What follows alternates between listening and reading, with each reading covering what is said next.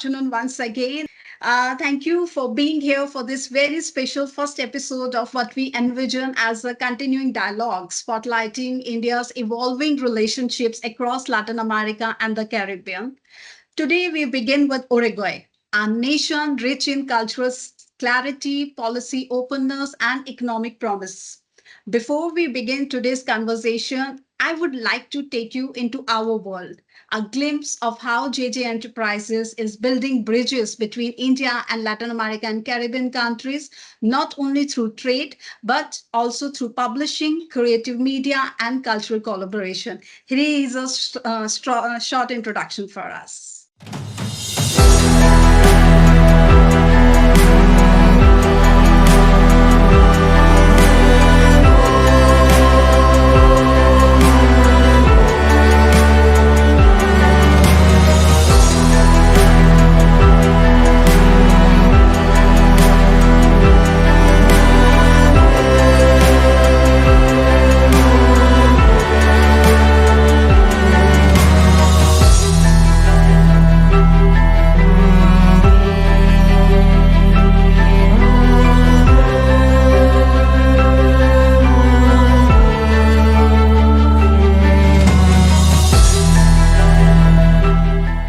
I think so. You got the glimpse what we were trying to showcase about the Blue Moon. What is an umbrella head is the JJ Enterprises. Under that, we have a publishing and the publisher.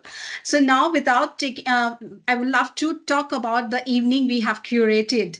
At the Blue Moon, we believe conversations like this are where diplomacy begins to glow, and it is honor to co-create this space with all of you as a part of the story. I invite you to listen not just with an industry lens, but with the curiosity for what may emerge through connection. As Ambassador already mentioned, which most of us, even including me, do not know about the new part of Uruguay. Whether you have joined us in pursuit of trade opportunities, sector insights, or cross-border matchmaking, you are now part of something both intimate and expensive. Friends, this is not just a webinar, it's a carefully crafted exchange between two nations that quietly share more in aspiration than is often acknowledged. With the support of the Embassy of Uruguay in India, we are proud to host voices that shape policy, represent business leadership, and carry the collaboration forward. Now, it's a quiet yet purposeful beginning, especially as Uruguay celebrates its bicentennial, and I hope India prepares to inaugurate its embassy in Montevideo very soon. Ambassador, I apologize, and I do not know whether it's how much is correct, but yes, but we are assuming it's going to be there. These are more than milestones, and they are invitations to rise, to build, and to belong. And yes, now it's time to invite Ambassador, but before that, we begin our dialogue. I invite you to watch a short visual introduction to Uruguay, a glimpse into the spirit, strength, and story of a country we are about to engage with in depth. So allow me to just share that video for you.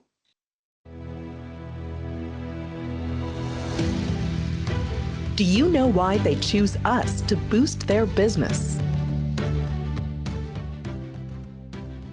We rank #1 in Latin America for democracy, rule of law, transparency, and civil liberties.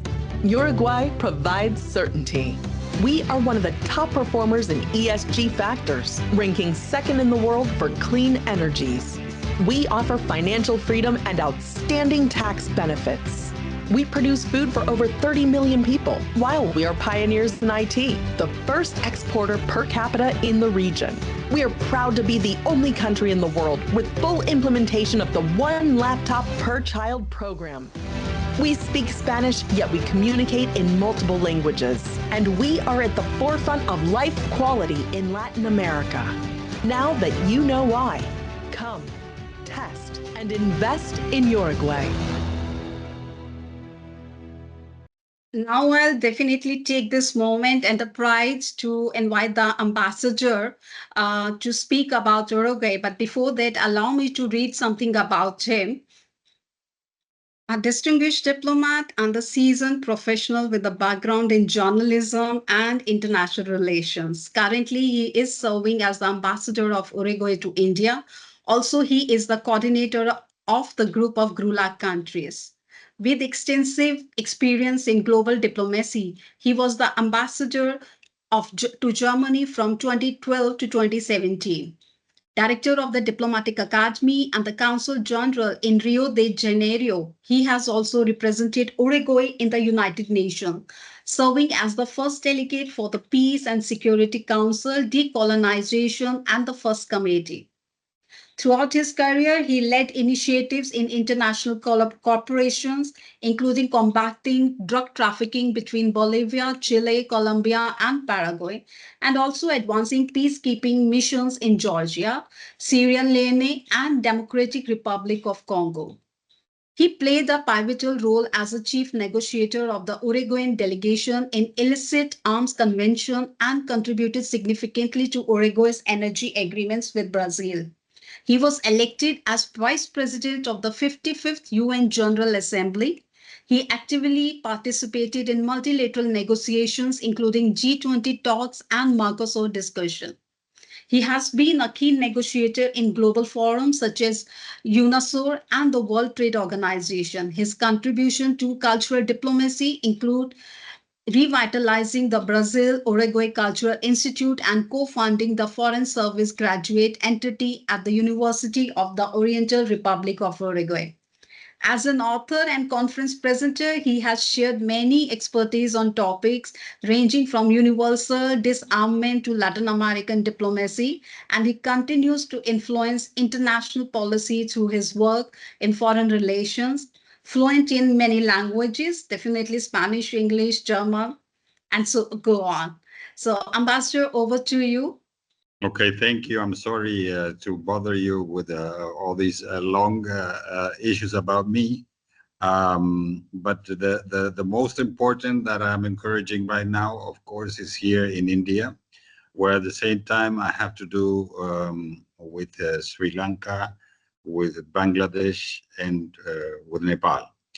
But of course, the main interest is India, and to obviously attract the attention of India to, in a certain way, develop a better uh, closeness to my country, and at the same time increase the possibilities of encouraging in a better and much more profound trade.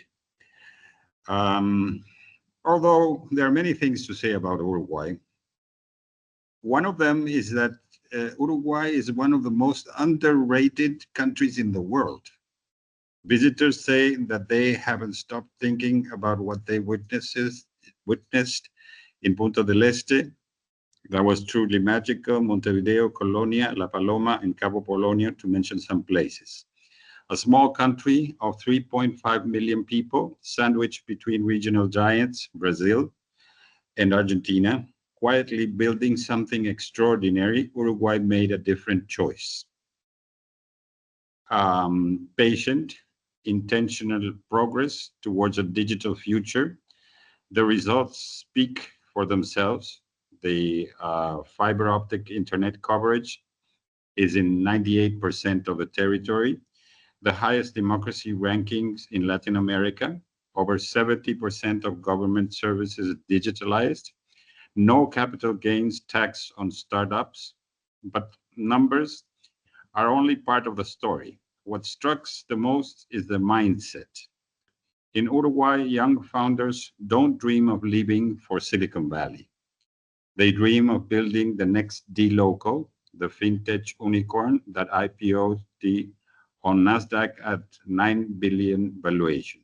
This represents something profound about the age of optionality. Countries no longer compete primarily on natural resources or geographic advantages. They compete on the quality of their institutions, the predictability of their rules, and their ability to attract global talent. Uruguay has mastered this formula: safe, open, relaxed, and fiercely entrepreneurial.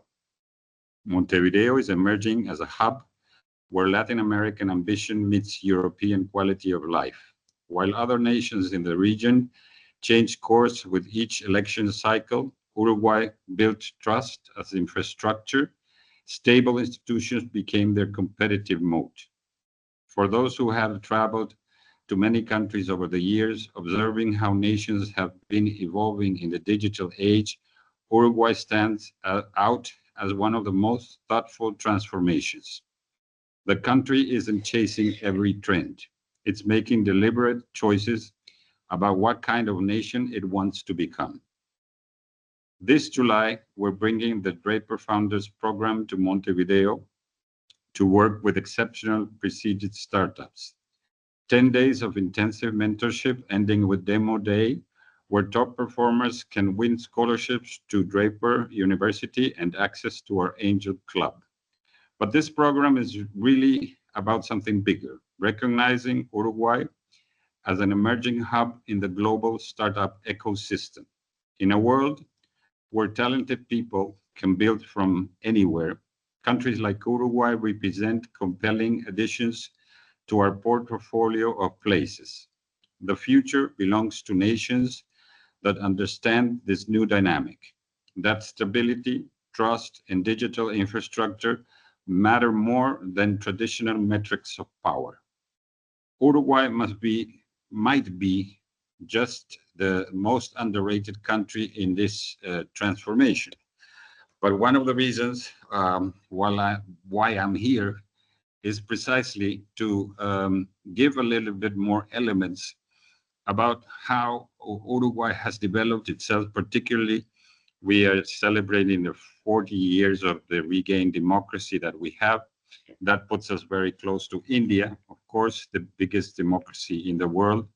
And we are one of the oldest democracies too.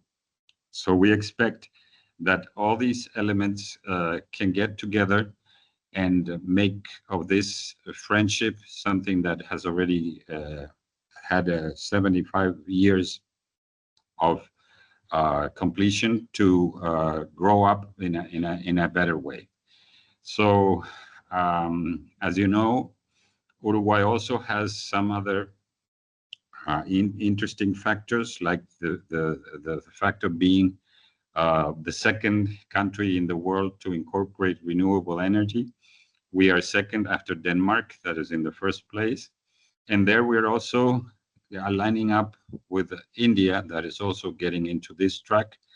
And we are already, we have developed wind energy, we have developed biomass that, by the way, there are some boilers that are being constructed by a Uruguayan company in India, which we hope also that they will be helped to, in a certain way, fight against pollution. And we are also engaging in possible issues that could connect us to high-tech issues, like the construction of satellites, the construction of elements that could be of use in outer space, and drones, and also robots. So I think we are in a mature relationship in which we can also think about exploring together. We have been more than 25 years already in the Antarctica. We have a base, two bases there, and we think that in that area we'll also engage in an interesting cooperation. So here to respond to your questions, comments, or whatever you would like, and at the same time, I thank Jjuliaa for this opportunity. Thank you very much, Ambassador, for your wonderful insights. And every time you send us the unwavering support to this platform and otherwise to the magazine also, your words reinforce the strength of what lies ahead. And what you have just mentioned in your words, with your permission, Ambassador, allow me to show in the video format to our attendees here, with your permission. Can I? Sure. Yes. All right.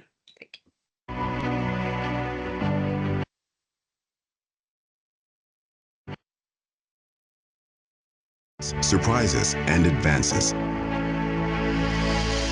We're the second largest producer of clean energy in the world, and we believe that the future of energy is in electric mobility and green hydrogen.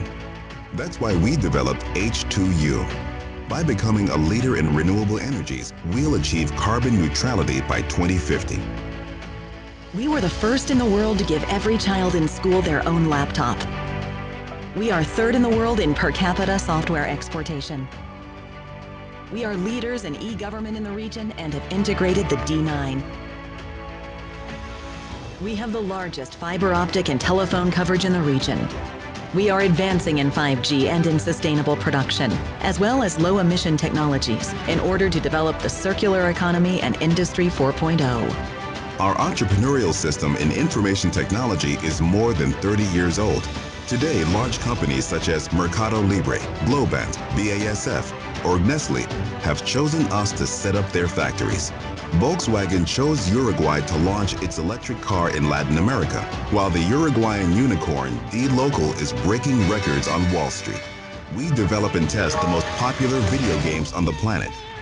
We produce orbiting satellites and sophisticated medical devices. We organized the first Robotics World Cup, and we made it to the podium. We produce a great deal of scientific knowledge. We put our brains to work. For 30 years, Uruguay has been planting millions of trees to develop a sustainable forest industry in harmony with the environment and to protect our biodiversity.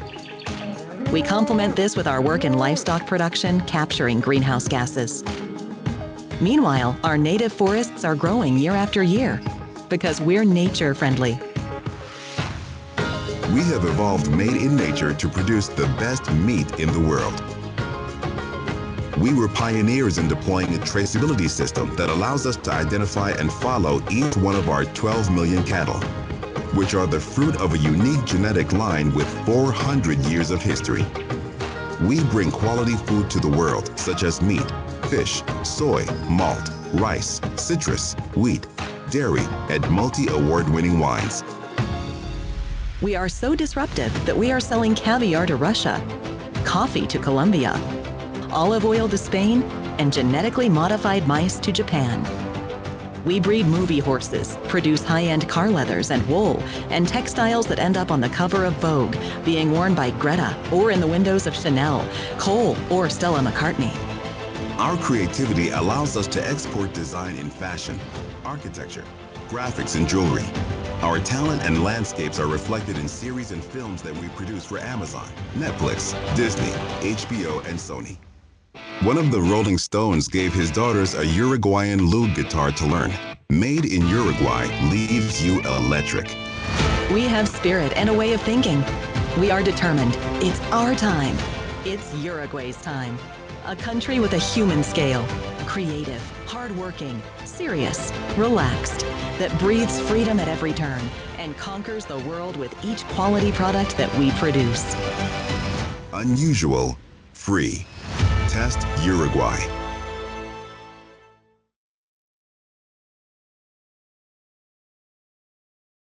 I think so. Uruguay needs a huge round of applause. Such a beautiful country, as Ambassador mentioned in the beginning, that is the least considered country. And indeed, it's as I mentioned in my title also, corridor to the Atlantic and entering to the Latin America. Ure is the gateway to the Atlantic frontier.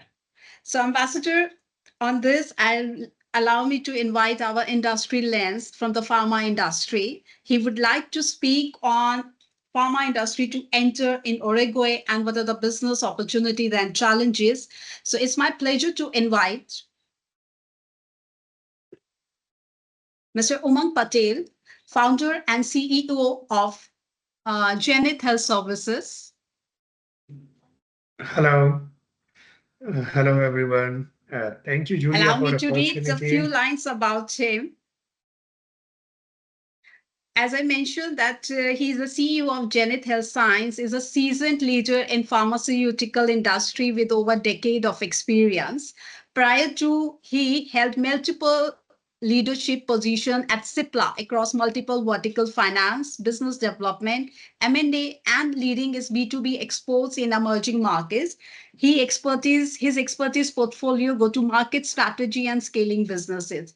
It was my pleasure to connect with him last year, again related to the Uruguay National Day. So, Mr. Umang Patel, over to you. Please share your topic, what you are going to talk. Over to you. Thank you, Jjuliaa, for kind words and introduction. And it is a pleasure to be in this forum, once again interacting with to His High Excellency. I think regarding pharmaceuticals, if we look at India's exports to Uruguay has been pretty much relatively low, about $4 to $5 million, while the potential is massive. A country with a $500 million pharmaceutical market, with a lot of local manufacturing as well as international companies present. I feel there is an untapped potential for Indian companies. With Cipla, when I visited first, probably we were one of the first one to start pharmaceutical trade in Uruguay. Even right now, of the total exports from India, 33% is only from the business which I started during my old tenure.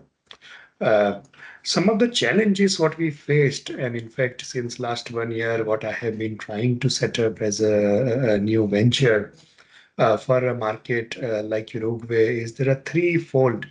One, given the population itself is smaller, uh, the market potential for Uruguay itself relatively to other countries like Chile, Brazil, or Argentina is a lower. But what we feel that country being geopolitically stable and location-wise nearest to the crossing to borders, how can this market be a gateway to other markets?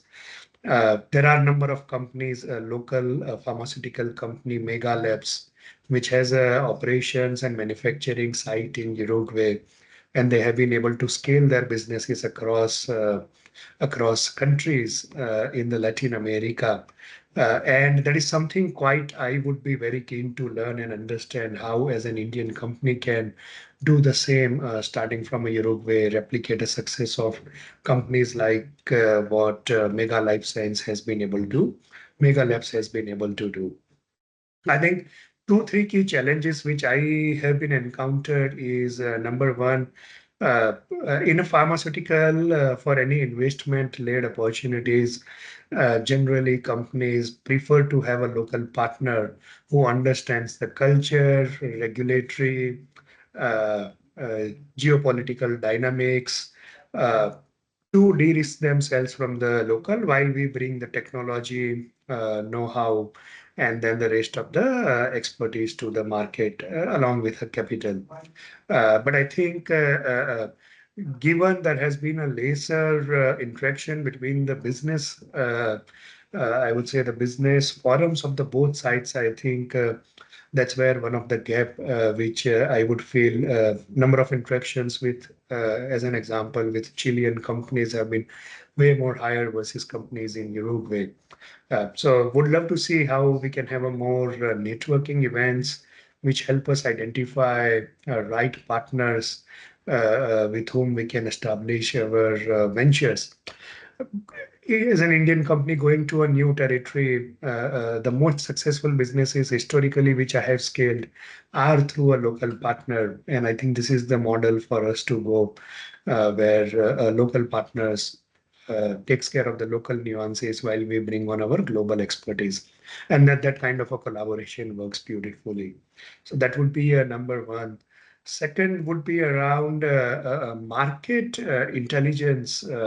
Again, when we look at databases, uh, easy to get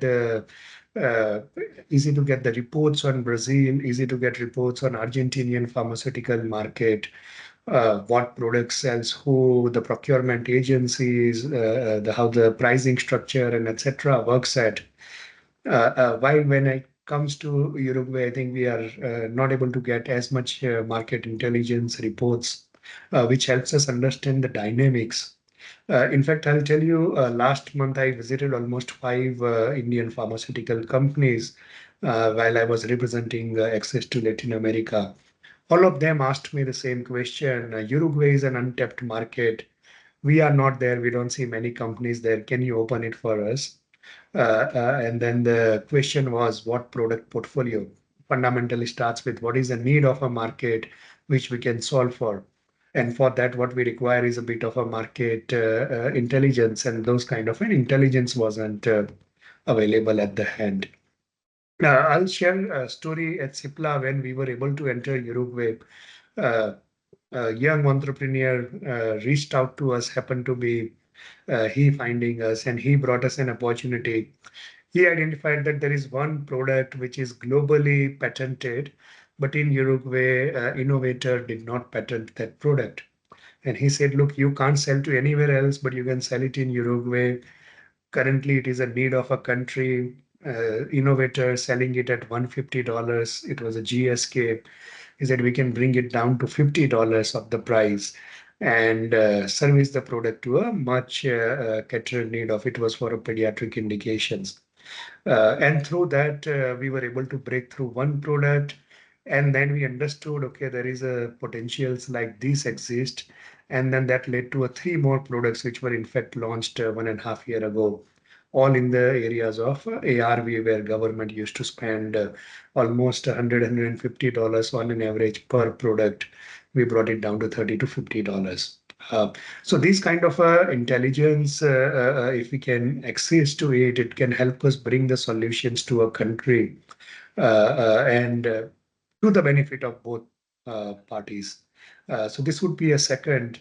And third point on a bit of an understanding in terms of localization, how investing in a Uruguay or what kind of a setting up of a facility would help us, number one, scale up a business faster in country. Along with it, how it would help us service those neighboring markets, especially Paraguay, Chile. We just established a joint venture a few months back, but that is what help us solve the operational complexity and scale up the businesses. Because these were the fundamental discussions when I meet pharmaceutical companies, they ask these questions when it comes to making a decision or entering markets. And I can tell you there are a number of companies who are now looking at Uruguay because they look at the data and they see, okay, Chile, a lot of competition there. You look at Dominican Republic, lot of competition there. But Uruguay, Paraguay, they see not a lot of competition. But then the question is, how do we access the market? And I think this is where many companies are struggling. So I see there is a massive potential which can cater to both needs. One, we can bring down healthcare bills, at least a 30 to 50% savings to some of life-saving medicines, given the price points, what we have seen there in the market. It can also help us advance to a newer territories. Hello. So, Mr. Patel, shall I take it? You are done? Yeah. Yeah. These were the So, points. I thought it would be a open conversation, share my experience and also opportunities which we think both countries can bring in the healthcare sector. so I can make out from your talk, the topic I can make out, you talk on the from generics to gateway, what Indian pharma seeks in Uruguay's regulatory and trade landscape. I think so that's what Correct, you were correct, talking about. Thank correct. you, Mr. Umang Patel, for highlighting not just the opportunity, but the readiness of Indian pharma to co-create within Uruguay's evolving healthcare ecosystem.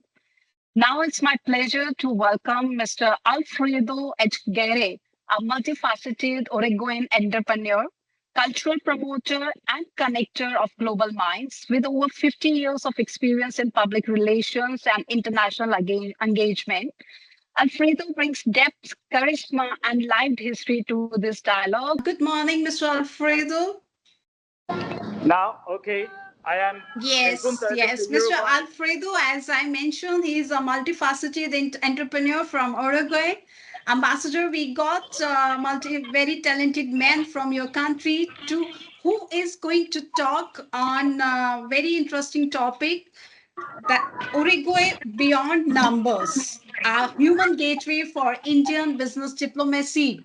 So, Mr. Alfredo, over to you, please. Okay, to begin with, welcome to everybody. I must apologize. I'm in the middle of a school. This is a St. Clair Schools Punta del Este, as you see. I advise education projects here. Uruguay is a very kept secret around the world because of the diversity, freedom of commerce, freedom of religions, and over 150 years of free education at university levels. Um, to begin with, it's a strategic area to develop business around the world, very neutral and pacific across all the world's conflicts, and extremely well related to every country around the world. So, with a strong European influence and about to celebrate 200 years of the Constitution, what what we are a very open-minded country where people from the world is especially welcome. Uh, Companies from the world, banking and software, have their headquarters here because of freedom of commerce, because of high education of the population. Of course, we are one of the smallest countries in Latin America with only 3.5 million people, only 3 million people. We have a strong, as I told you, European cultural influence. And now, because of world conflicts everywhere, a lot of people and families from the world are arriving to Uruguay seeking for peace, business, and quality of life. We are not cold and not hot in climate. We have no extreme climate problems like earthquakes or tsunamis. We have 4 seasons, and we have a strong presence of large companies from the world in the free zones, in which you can operate with very special promotions for free taxes if your business is developed around the world. That is why call centers and software companies and banking companies have their headquarters in Uruguay. It is one of the strongest democratic countries around the world with a great communication and equilibrium between all the political parties. Remember, politics has been a trouble around the world and across history, but Uruguay has been neutral and extremely open for business and families and cultures from around the world. Is there anything would you like to know about this country? Our great grandfather was part of the Constitution 200 years ago, and we are strongly connected to the history of this country, and of which we have a lot of contacts to help you in any type of business or development you would like to do in this country, Uruguay. Thank you, Alfredo, for such a wonderful words. And I appreciate where you're working right now and the captivating reflection on what truly makes Uruguay a bridge, not just a market. You have humanized the opportunity and in doing so expanded it. Friends, Mr. Alfredo is not only what uh, he is the Guinness World Record holder for 35,000-kilometer journey from Alaska to Terra del Fuego. He is also a marine treasure and shipwreck recovery expert with over 100 achievements, notably leading the team for the Graf Spee Eagle recovery. He is a composer with works like Candome para Carlitos, honoring artist Carlos Pez Bialo, and a journalist consulting for Uruguay and international media. He has been a key figure in promoting Uruguay's tourism and culture, focusing on education, efficient public administration, and supporting creative entrepreneurs. Currently, he works in promoting reduced bureaucracy and SME growth, and he consults on investments and promotes instinctive art while living in Punta del Este. as a father of two children. Thank you very much, Alfredo, for bringing Uruguay in such a beautiful way to our Indian community. Is adding the icing on the cake. What ambassador of Uruguay to India is here, and he already created the platform, and you added a cherry on the cake. Thank you very much, Alfredo. If there is any question for you, I'll definitely get back to you on that. Okay, Jjuliaa, thank you very much. Welcome to you all. Alfredo, ambassador would like to say something to you. I think so. I would like to say to Alfredo that he surely reminds me because we were classmates at the British School in Montevideo. He's also a good friend of my sister that lives in the United States.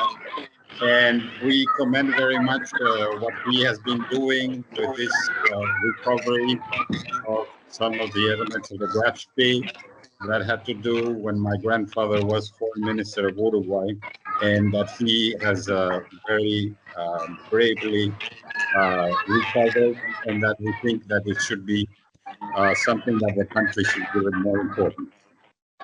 So, Thank big you. hug, Alfredo.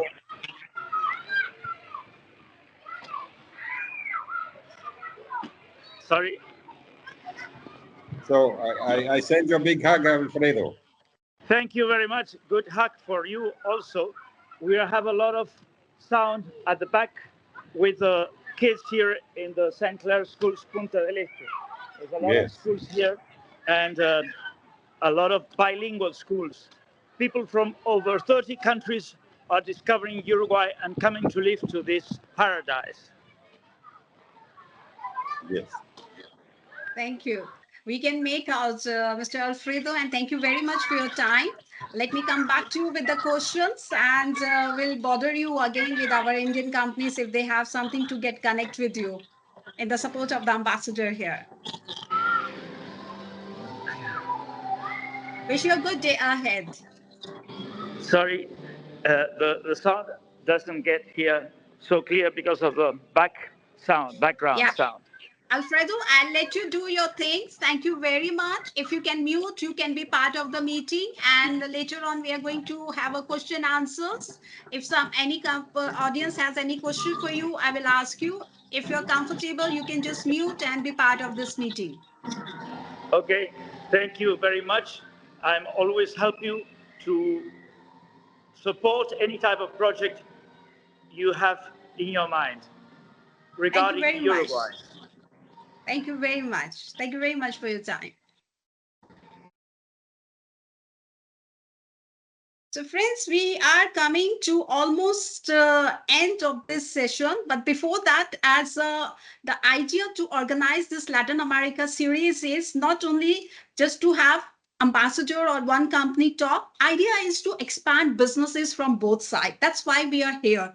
So idea, you have known ambassador has talked because being a representative of his country, he will talk good.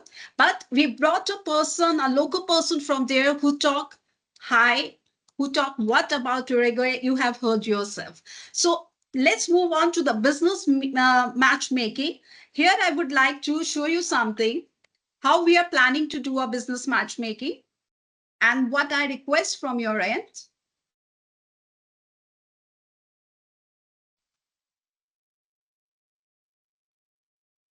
Is my presentation visible to everyone? Yes. So before we open for Q&A, I received the numerous questions also. So we'll invite all interested participants, which we are going to share the collaboration form for business matchmaking with Uruguayan company soon on your WhatsApp, and the mail will share with you. So this will help us to understand your sector, your interest, partnership goals. Based on the responses, we will be curating online business meeting in the breakout rooms next month, designed to foster meaningful and tailor exchanges. Because today was not a idea to get the business meeting, because I wanted that you understand where exactly Uruguay is, how you can work with this, in what capacity and the role. So your presence today is just the beginning of what we hope will be impactful collaboration across continents. So hope you will understand this.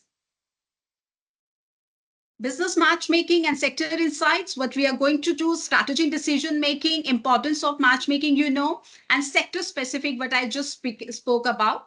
And for future webinars, definitely, as I mentioned, this is our first episode on Latin America. In August, we will announce a new country, the new business matchmaking, but that will be announced in July in the business matchmaking meeting.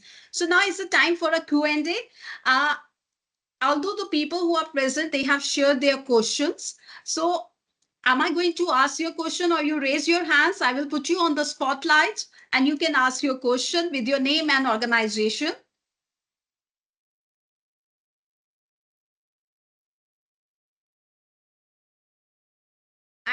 I can see one hand. I put Mr. Rupender Singh. He is a trade and policy advisor. I'll put him at the spotlight.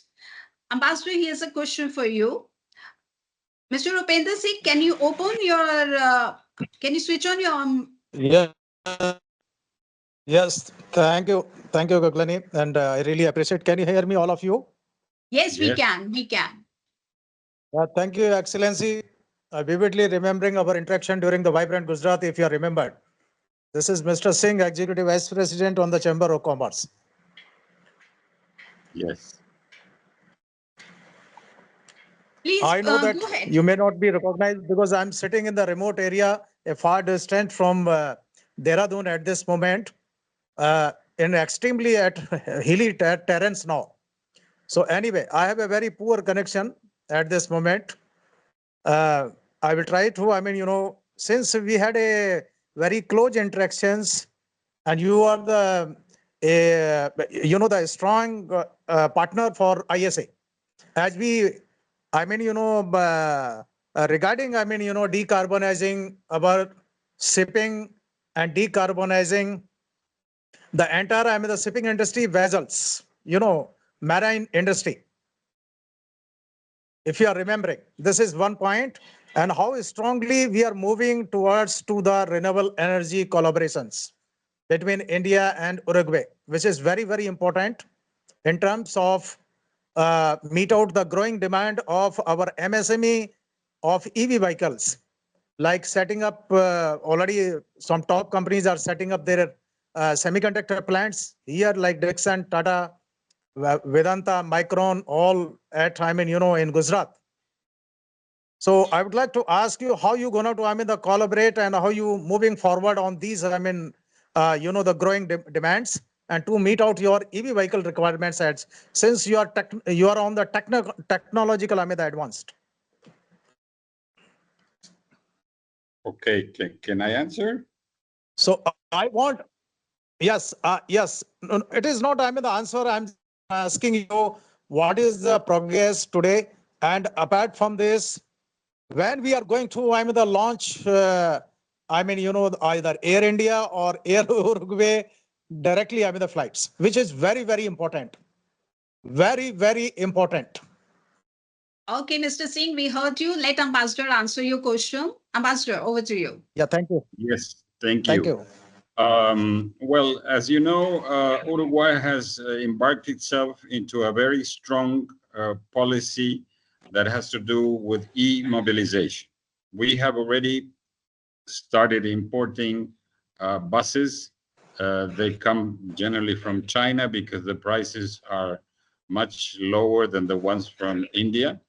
But at the same time, there is a facility that is given by the government for the buying and of electric cars. They give them a reduction of taxes, and that's all with the purpose to try to enlarge the possibilities of having electric cars. There has been also a goal set to have Uruguay by 2030 with at least 40% of its vehicles to be in electric. And we have the only highway that is electric in the sense that it has its post for recharge of the vehicles. So there is a great movement from the private industry, from the government, to make Uruguay be at the standards of some of the countries that are already very much far ahead in this issue. So I encourage the producers, because we are now, I know that some of the car makers companies from India are already studying the market, and well, as long as they can have competitive prices, that we will be able to have Indian cars also be sold in Uruguay in very good deals, I would say. Thank you, Mr. Singh, for your question. Thank you, Ambassador. Yeah, So is our attendees are going to ask their question, or allow me to ask your question from the ambassador? I will take the attendee name here. Ambassador, I have yeah. a Thank you. question from Thank you. Mr. Thank you. Move forward. Thank you. Thank you. Move forward. Whenever I'm meeting with him in Mumbai or else in New Delhi soon, so I will definitely, I will take some clarifications on, and I will share my, the expertise over bilateral trades. So how to push it to, the Mercure and other PTH. So that's later on. Where I don't want, to engage anybody over it, but because it's a topmost, a top level. The bilateral exchange, the knots. So which will I share with the honorable ambassador. Sure, I don't Mr. want. Singh. There is only the one concern. Only when we gonna to start a direct flight, which is very very important.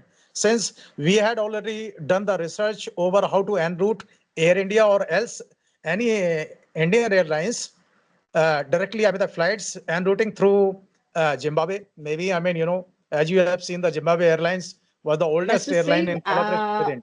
yeah, Mr. Singh, I request you. We heard you. We ambassador got the clarification. And Yes. to repeat, because we have more questions to lined up, so please Yep. respect that Carry on. time. Now, please go on. Please Thank move you very forward. much. Move forward. Thank you. Thank you. Thank you. Thank you. So, Ambassador, we have a question from Mr. Raul Rishi Varma. He is into cosmetic, personal care, and wellness business developments. He's asking a question from you. How can the Uruguay hub help him for catering markets for Argentina and Brazil? Can he nationalize his imported goods and later source from Uruguay to Argentina within Mercosur framework? Well, the thing is that in what has to do with the Mercosur legislation, you can, for example, produce the cosmetics in this case, or the services for world, and then export them to other Mercosur members with no taxes. The thing is that what Uruguay tries to encourage is that the production, the making of these products be done in our territory, and then we give them specific facilities like tax exemption and other facilities, because you can also, for example, you can take whatever what is the income of your business, you can take it back to the country. We do not make any, let's say, we do not put any taxes or administrative barriers to the capital. And foreigners are considered just like Uruguayans. There are no distinctions. And that is what we want to do unfortunately, Mercosur is still not a common market, but we have certain facilities through member countries to invest and produce, and then to re-export to other Mercosur members. That you can do with no need of taxes. Thank you, Ambassador. Hope he would have got the answer. We have another question from Mr. Diti Ghosh from Kolkata. She is into coaching and revenue generation, and basically she is a travelpreneur. She is asking what are the official requirements to start business in Uruguay? And the second question, how dynamic is to receive a visa for Uruguay for Indians? Okay. The official requirements are practically in our webpage, in the embassy's webpage. You can go to there, uruguayinIndia.com.in, and you will have all the information. At the same time, the visa does not have to be, it's free, you don't have to pay. It takes more or less 2 weeks to be processed. It requires a contact in Uruguay generally that is a request that the immigration department does. And well, if you have also a project to invest in the country, they will look at it as something important to be considered. So I think those are the main Thank you, facts. Ambassador. Okay. We have another question from the medical equipment industry. Mr. Vijay Gaikwad, he's asking from you, does India have any FTA with Uruguay? Any what, sorry? India have any FTA with Uruguay? No, we would like to have one. The idea is that, of course, there will not be any barriers from Mercosur to have that. We are studying with the Ministry of Trade the possibility of looking at sort of complementarity between the two economies to facilitate also possibility of enlarging the trade among the countries.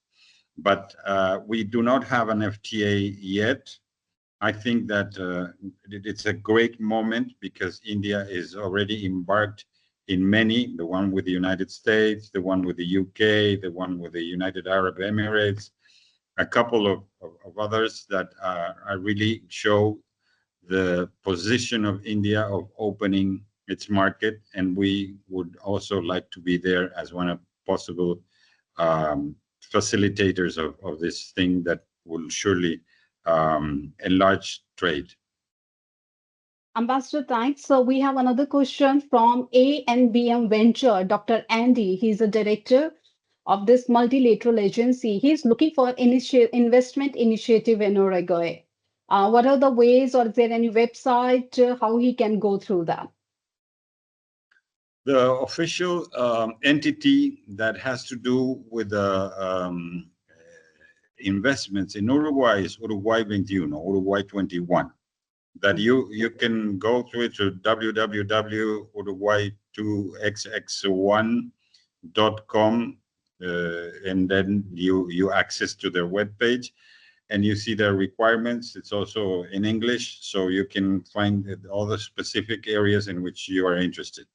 But as I tell you, there is an intention of the government also to give special facilities to investors in order for them to decide to invest in Uruguay.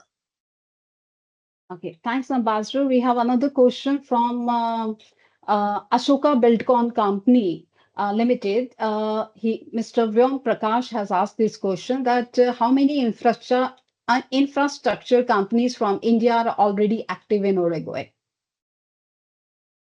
Well, I have received the interest of many. There is an intention, for example, Uruguay is really in a good position in infrastructure in what has to do in comparison with the rest of the countries of the region. For example, in highways, we have one of the best highways in the area. At the same time, we are trying to instrument a new system for passengers for trains. And there is also the idea to open interest in those kind of projects. At the moment, I don't see any particular. I know there's a mission that is going to go from a construction company based in Pune, that they're going to Uruguay now practically at the beginning of August. And we are trying to see how they contact with the Ministry of Transportation in order to find out where they could, offer their services. But at the same time, there is also an interest from the Indian Railways to participate in this extension of means of transportation in Uruguay. Thanks, Ambassador. We have a last question, but I request Chinmay Patel. I'll put you on the spotlight. You can ask directly your question and introduce yourself. Hello, sir. I think we had a brief talk before the start of the call. As I mentioned, I represent Kalpataru, and we are one of the leading EPC company present in power transmission, substation, solar, renewable, oil and gas, and railway business. And I gather you already answered my question that Indian Railway as well as the transport business is expected to grow there. And apart from that, we would be interested to see that how much is the potential, in particular renewable energy and solar space, and evacuation of power through power transmission and substation. That is, we would like to explore as well. And because, as I mentioned, we are already doing these projects in Caribbean, in Central America, in Chile, in Colombia, in Suriname, Guyana, and we are present in a big way in Brazil. So Uruguay is something very close to Brazil, and we have been also exploring the market nearby Uruguay, like Paraguay. Also, we are exploring Peru also. So it would be good to see that if Uruguay has the same potential, and all I heard from you and what I have also visited couple of times, that it's a safe and the most attractive place among the entire region to do business in terms of the business friendliness and the openness for the foreign companies. So if you can guide us that if some particular investment portfolio is there in power sector or renewable sector, then we will put our focused approach on the exploration of those opportunities. Well, Uruguay has done a very interesting project for participation of public and private investments in that sense. And I think that it has been very successful. And one of the things that we consider that it's important is the fact that in all these years from 2007 that we started our revolution in the energy production, we have had like $5 billion in investments. And this combination between private and public has been very successful because our electric company has been involved in that, and it's also the one that is buying the energy produced by these companies. So I would say the market is already covered, but the one fact is that we are going into the next generation, like also India is going, that has to do with green hydrogen.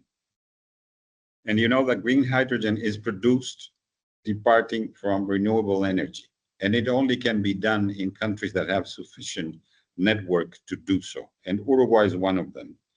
And we are already involving in a project with Germany that is going to be more or less a $3 billion project to build a plant for the production of green hydrogen.